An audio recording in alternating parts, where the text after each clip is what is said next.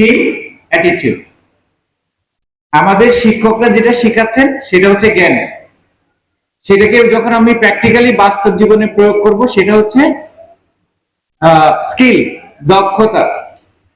এই যে দক্ষতা অর্জনের জন্য আমাদের এই প্র্যাকটিক্যালের প্রয়োজন আছে। তা আমরা এই দক্ষতা অর্জনের জন্য একটু কাজ করলাম, এবং এই দক্ষতা অর্জন করে যখন আমি এটা বাস্তবে প্রয়োগ করব, আমার দৃষ্টিভঙ্গিটা পরিবর্তন হবে। That is called attitude.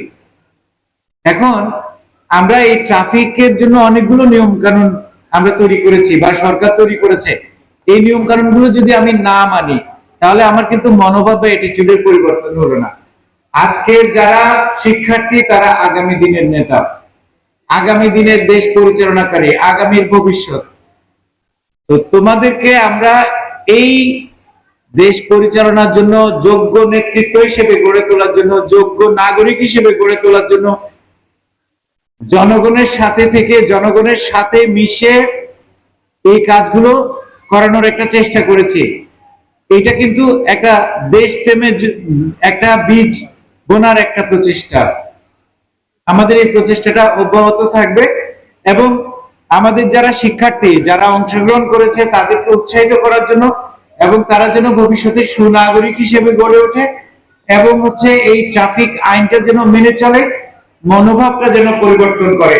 আমাদের সবচেয়ে বড় সমস্যা হচ্ছে এই জায়গায় অ্যাটিটিউডের পরিবর্তন আমরা করতে পারছি না। আমরা প্রচুর মামলা দিচ্ছি, হেলমেট নেই, প্রচুর মামলা দেওয়া হচ্ছে। ট্রাফিক সপ্তাহে হেলমেট নেই, আমরা কি করছি? মামলা দেইনি, জরিমানা করি নাই, বলছি হেলমেট কিনে নিয়ে যান।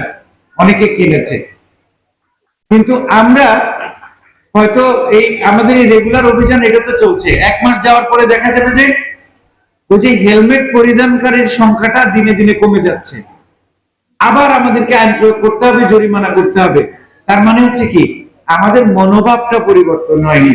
এইটা আমাদের জন্য সবচেয়ে বড় সমস্যা। এই জন্য এই মনোভাব বা অ্যাটিটিউডটা পরিবর্তনের শিক্ষাটা শুরু করতে হবে স্কুল থেকে। এটা যদি স্কুল থেকে শুরু করা হয়, এবং এটা যদি আমরা এই চর্চাটা মানে অব্যাহত রাখি, তাহলে আমরা সুনাগরিক হিসেবে গড়ে উঠবো, ভবিষ্যতের নেতা হিসেবে গড়ে উঠবো। এই আশাবাদ রেখে আমাদের এই অনুষ্ঠানে যারা আসছেন, কষ্ট করে এতক্ষণ ছিলেন, সবাইকে ধন্যবাদ জানিয়ে, আমাদের এখানে সীমাবদ্ধতা আছে, এইখানে কোনো এসি আছে কিন্তু এসি বাতাস দেয় না, তারপরে ফ্যান আছে, ফ্যান ঘুরে না, আমরা কিছু ফ্যান নিয়ে আসছি অবশ্য। যাই হোক, অনেক কষ্ট করে আপনারা আসছেন, এই জন্য আপনাদেরকে অসংখ্য ধন্যবাদ জানাচ্ছি। এবং ভবিষ্যতে আমাদের একটা নিরাপদ, আধুনিক এবং একটা স্মার্ট সিলেট গঠনে আপনাদের সবার সহযোগিতা চাই। আমাদের শিক্ষার্থী থেকে শুরু করে, শিক্ষক থেকে শুরু করে, সমাজের সকল প্রতিনিধি সবাই যদি আমাদের সাথে কাজ করেন, তাহলে আমরা একটা নিরাপদ সিলেট গঠন করব। একটা উদাহরণ দিয়ে বলি, সেটা হচ্ছে আমরা গত 1 মাস ধরে এই যে মাদক বিরোধী অভিযান পরিচালনা করছি, এবং 1 মাসে প্রায় 1000 লোককে অন স্পটে, ঘটনাস্থলে নির্বাহী ম্যাজিস্ট্রেটের মাধ্যমে জেল এবং জরিমানা করা হয়েছে। এইটার প্রত্যক্ষ ফলাফল আমরা চোখের সামনে দেখছি। রাস্তায় এখন ছিনতাই, ধর্ষণ, খুন, চাঁদাবাজি, ইভটিজিং, এগুলোর পরিমাণ উল্লেখযোগ্য কমেছে। আমাদের এই কাজটা অব্যাহত থাকবে, কিন্তু এই কাজটাকে আমরা আরো এগিয়ে নিয়ে যেতে চাই। এই জন্য আমাদের সমাজের প্রত্যেকটা স্তরের প্রত্যেককে সহযোগিতা করতে হবে। আমি চাই প্রত্যেকটা পাড়ায়, প্রত্যেকটা মহল্লায় আপনারা এই মাদক বিরোধী, সমাজ বিরোধী কাজ যারা করে, অপরাধী, তাদের বিরুদ্ধে প্রতিরোধ গড়ে তুলুন, তাদের বিরুদ্ধে সামাজিক আন্দোলন গড়ে তুলুন।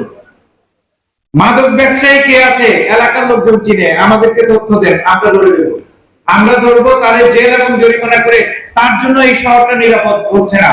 সুতরাং এই শহরের লোকদেরকে নিরাপদে রাখার জন্য তার এই শহরের নিরাপদে ঘোরার কোনো অধিকার নেই। তার জায়গা হচ্ছে কোথায়? জেলখানা।